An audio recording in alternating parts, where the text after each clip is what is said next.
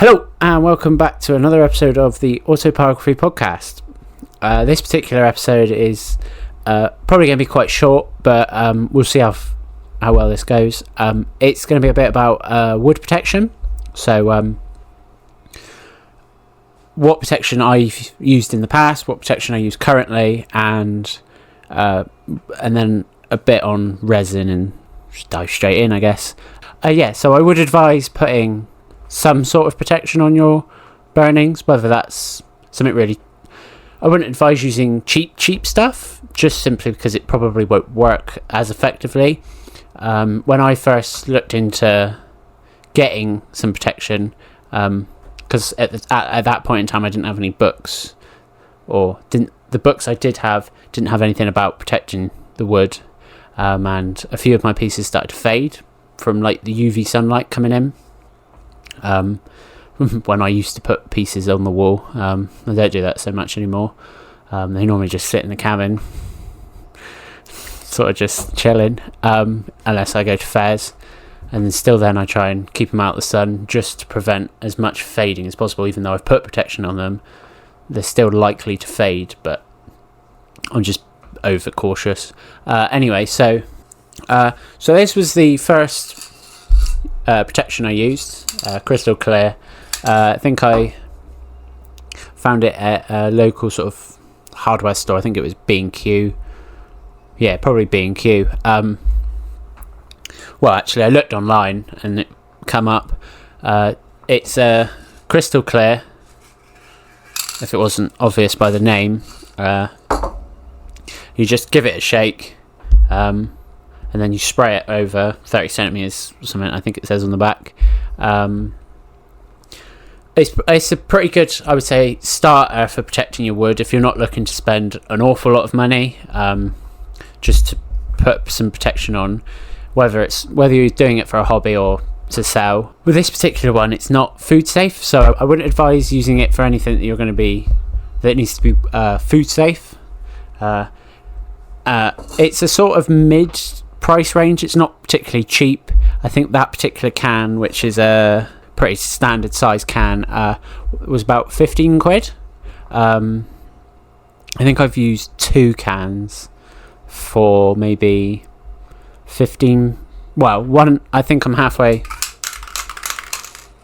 about a third of this can, so essentially one can's done about maybe 20 pieces, so it's not too bad. Quite obviously a region of sizes, starting from like really small to quite big pieces. The advantage with this one though as well is it is crystal clear, so you spray the wood and it won't change the colour of the wood, whereas some will yellow the wood, or as I'll get onto with the Danish oil, it might potentially, not always, it depends on the wood and the colour of the wood, slightly blend the pyrography with the wood, or create that sort of effect of blending the wood, so the picture looks a bit faded into the wood a bit. But with this particular one, crystal clear, it doesn't do that. There's not, well, I can't promise it won't yet like blend it a little bit, because I think it did do with one piece actually, but that was due to the wood being so dark. I think it was a cherry, so it sort of slightly blended it, but you just need to sort of trial and error with woods. I would advise, if you've got like offcuts from the wood, spraying the wood before you've burnt it.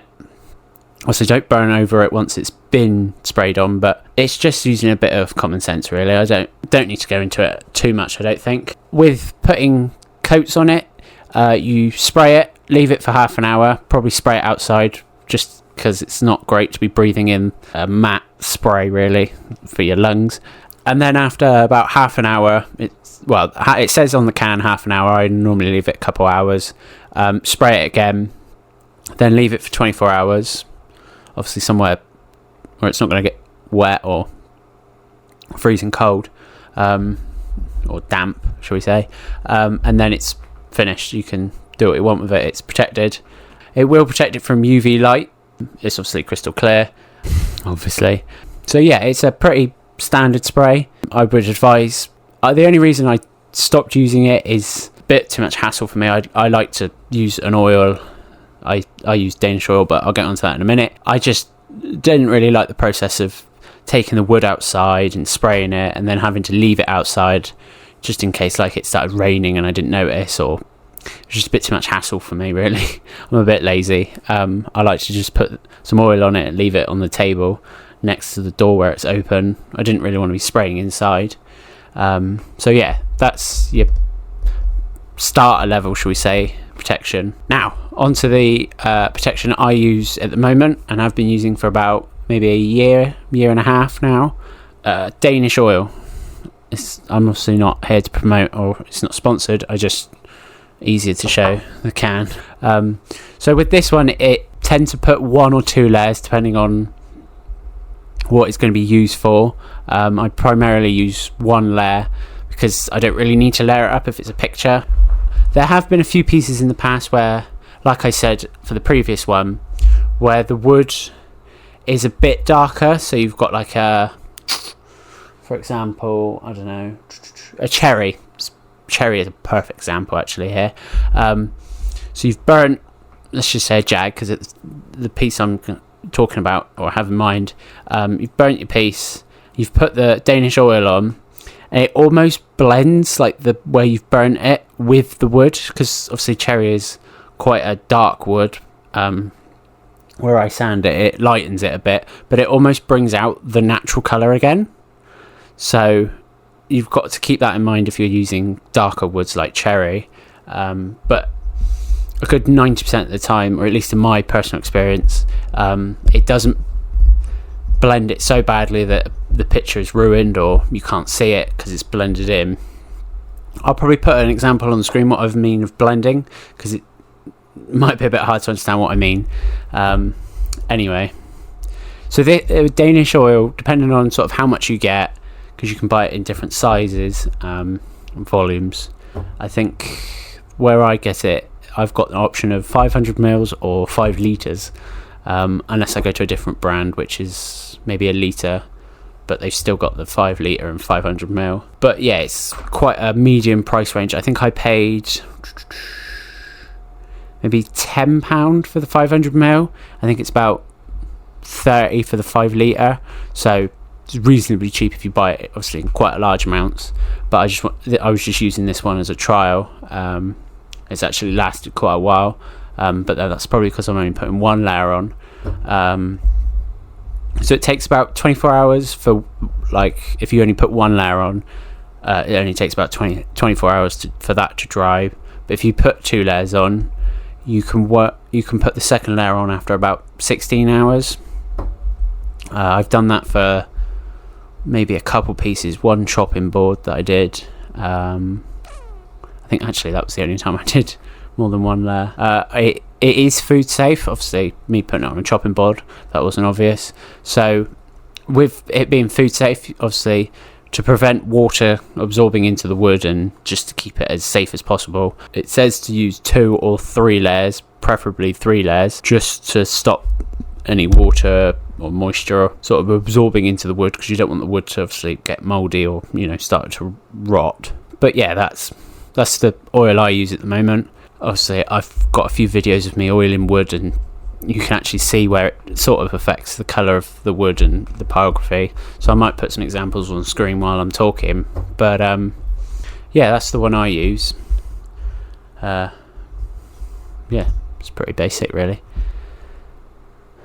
Now, onto the third and final example, shall we say, of wood protection. So I read a bit about resin when I first started using the crystal clear, when I was sort of thinking about moving on to something a bit more professional, shall we say, something a bit fancier, a bit more expensive. So I had to do a bit of research, if I'm going to be honest, about resin. I knew that resin was an option to, like, protect the wood, but I knew it was going to be really expensive, and it can be really expensive. Obviously, it's 2 parts that you mix together as well, so when you're doing resin, you probably want to have a few pieces as well, because you don't want to be mixing small amounts, just in case also you don't have enough for a particular piece if it is a larger piece. It also takes about 72 hours to fully cure, and obviously I only have a small space as it is. Though I'm really fortunate and really lucky to have the space I do, I don't have a lot of space for drying out quite a few pieces. Just to have sat on the side, sort of drying out. Also, it'd probably stink the place out.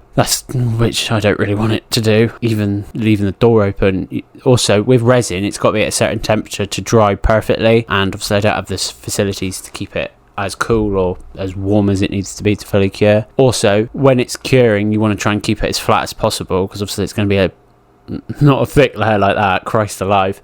It's going to be a layer of obviously resin on the top, and if it's not held level, the resin's obviously just going to run down. Obviously, I'm not 100% certain, but I wouldn't have thought you'd need a mould for it. I really hope you wouldn't need a mould for it. You just pour it on the top and then sort of scrape over it, I guess. Bit like with Danish oil. With the resin, you mostly mix the two parts, mix them together, pour it over the top, and then obviously let the excess drip off.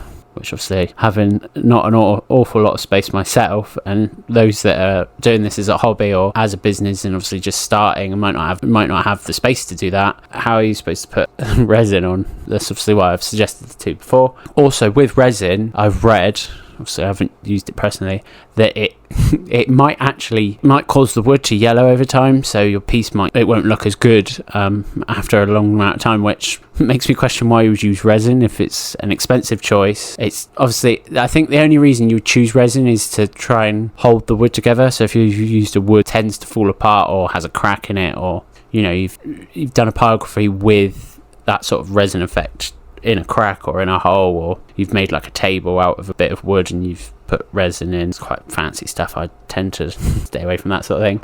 So I think that's the only reason you'd use resin. Personally, I wouldn't, because it's so expensive and it's just too technical. A bit like with the spray, it just adds a bit too much.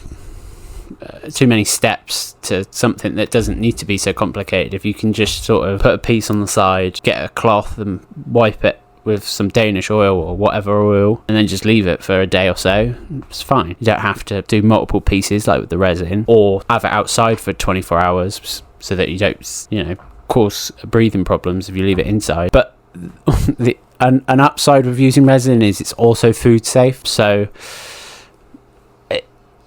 personally, doing like wall art, I wouldn't use resin because it's so expensive and it yellows a piece over time, so it will obviously ruin a picture. But if you're doing like chopping boards, so things with like words, I mean, you could put pictures on chopping boards.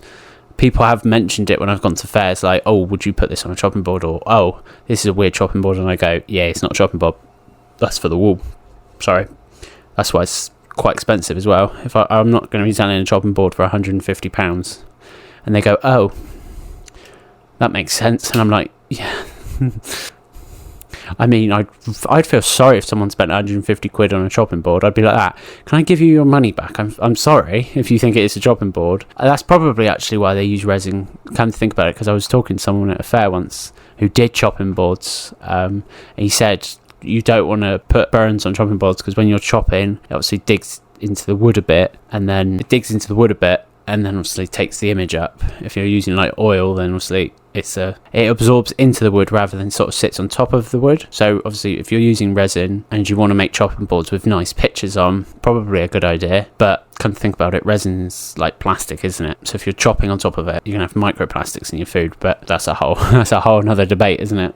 That's just 3 examples of wood protection, 2 of which I've used, 1 of which I probably won't ever use. It's just sort of a third example, because I felt 2 examples weren't particularly enough, so I thought I'd just look into a third one that, if you were looking to do chopping boards or something that required something a bit more professional, a bit more expensive, then you could probably look into that a bit more. I just wanted to give sort of basic information. I'm not here to tell you what to do, obviously. Like I say in most videos, I'm not here to tell you what to do. I'm just here to tell you what I do, what I would suggest maybe, and obviously what I'd suggest not doing. Just a bit of help here and there. Obviously, pyrography is not a well-known art, is it? I've had quite a few people at the markets recently, because obviously I went last week, beginning of July last week. A lot of people were like, "Oh, what's this? Pyrography?" Yeah. Or a few people actually, I was quite surprised, walked past and was like, "Oh, I've tried this." And I'm like, "Oh yeah, how you get on with it?" "Oh, not as good as this." And I'm like, "Oh, it does take a couple years. I've been doing this for 7 years now, 4 years sort of professionally, shall we say, like proper work rather than sort of playing around. But yeah, so that was wood protection. Please feel free to ask any questions, or if there was anything I was wrong about, or maybe was a bit off a bit, please comment or message me, and well, preferably put it in the comments so that people can see where I've made a mistake and obviously I've been corrected. But yeah, don't feel like you have to comment, don't feel like you have to like or subscribe really. If you've made it this far, cheers, surprised you've made it this far. I think I'm quite, my voice is a bit, draining, like, oh, don't want to be here. I do like that's not English, is it? Do quite like, oh no, that's right.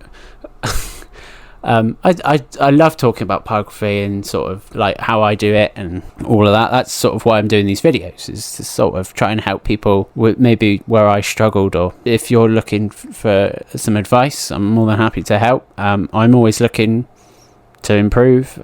So if you had any advice for me, please feel free to comment, or even just get in contact one way or another. Yeah, just wrap it up now. Cheers for watching. See you in the next one. Cheers.